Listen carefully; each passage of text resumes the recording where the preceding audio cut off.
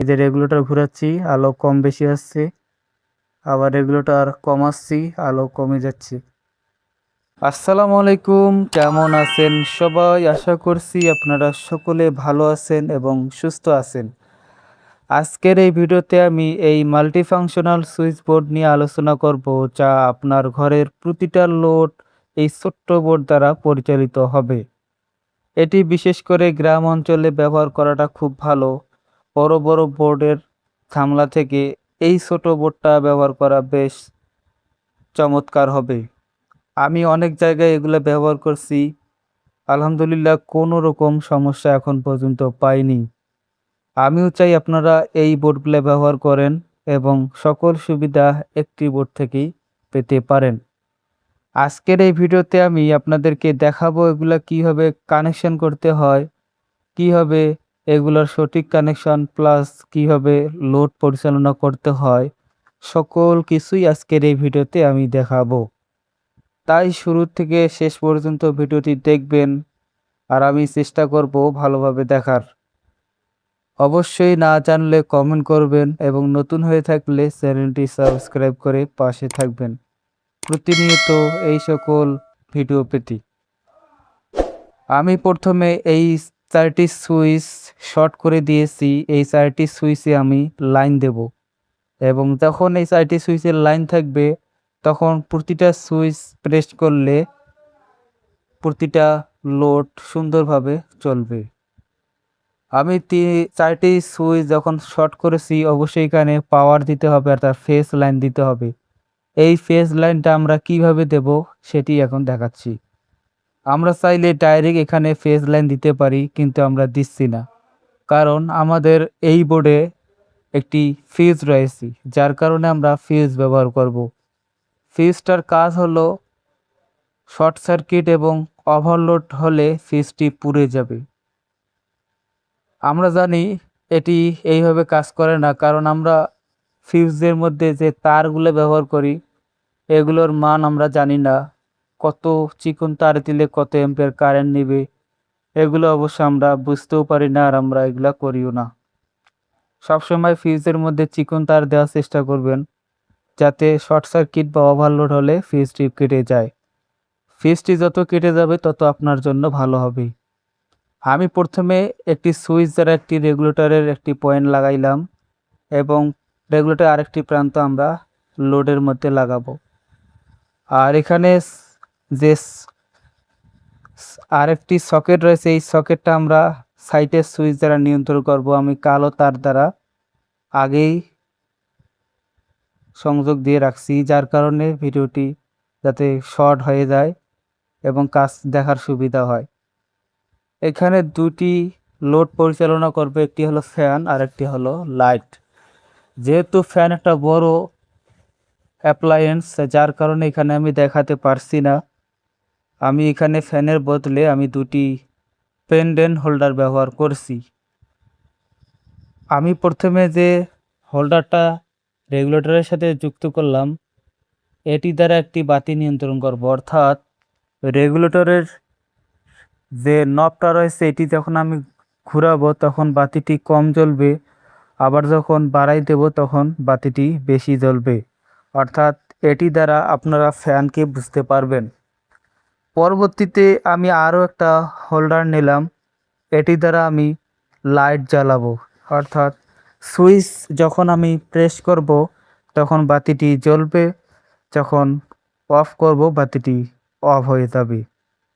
তাই সুন্দরভাবে মনোযোগ দিয়ে ভিডিওটি দেখুন শেষ অবধি, তাহলেই বুঝতে পারবেন এই বোর্ডগুলোর সুবিধা কীরকম।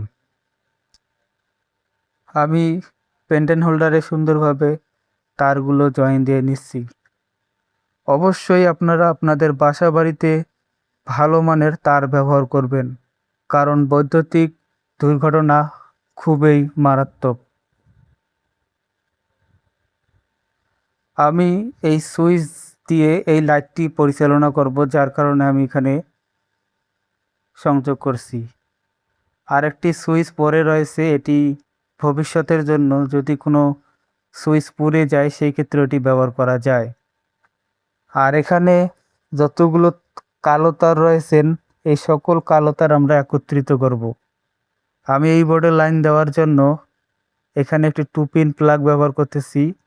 আপনারা চাইলে ডাইরেক্ট লাইন ব্যবহার করতে পারেন। আপনাদের দেখানোর সুবিধার্থে আমি এখানে 2 পিন প্লাগ ব্যবহার করছি। আমি এখন প্রতিটা কালো তার অর্থাৎ নিউট্রাল 2 পিনের নিউট্রাল অর্থাৎ 3টি নিউট্রাল একত্রিত করছি। করার পর কি করব সেটি দেখতে থাকুন। সুন্দরভাবে আমি এখানে পেঁচাই নিলাম। পেঁচাই নেওয়ার পরে এই যে 2 পিন রয়েছে 2 পিন সকেট, এই 2 পিন সকেটের এক প্রান্তে আমি লাগাই দেব যাতে নিউট্রাল পায়। আর নিউট্রাল যদি আমি না পাই তাহলে আমরা কোনো মোবাইল চার্জ দিতে পারবো না। 2 পিনে আগে আমি ফেজ দিয়েছি সুইচ দ্বারা, এখন আমি নিউট্রাল দিয়ে দিলাম। এখন 2 পিনের যে এই তারটা দেখতেছেন ফেজ তারটা, এটি আমি এই যে ফিউজটা রয়েছে এই ফিউজের এক প্রান্তে দেব যাতে ফিউজ খুললে এই সার্কিটের বিদ্যুৎ প্রবাহ বন্ধ হবে।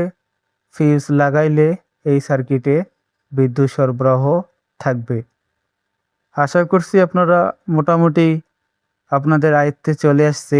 আপনারা যখন প্র্যাকটিক্যালি কাজ করবেন ইনশাল্লাহ বুঝতে পারবেন।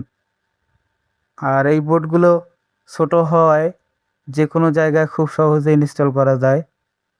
আর একটি তলা রয়েছে, তলাটি আমি এখানে আনি নাই, যার কারণে আপনাদেরকে দেখাতে পারছি না। আপনারা এই বোর্ডটি যখন নেবেন অটোমেটিক্যালি দোকানদার আপনাকে এর তলাটা দিবে।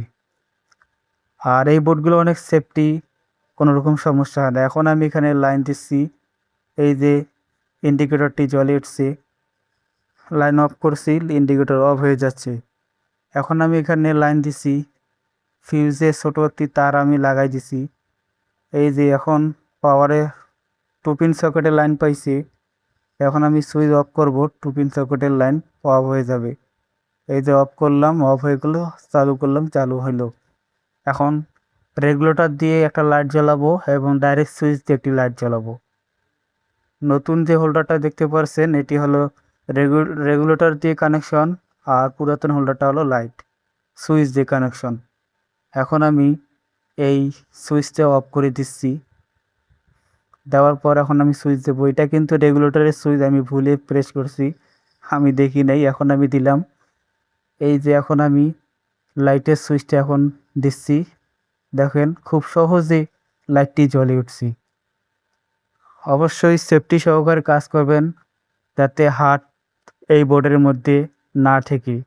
এই যে রেগুলেটর ঘোরাচ্ছি, আলো কম বেশি আসছে, আবার রেগুলেটর কমাচ্ছি, আলো কমে যাচ্ছে।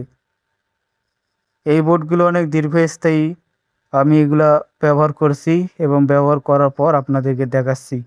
অবশ্যই সেফটি মেনটেন করে চলবেন, কোনো রকম দুর্ঘটনা যাতে না হয়। আর এগুলা দুর্ঘটনা হলে আপনি খুব কমভাবে বাঁচতে পারবেন।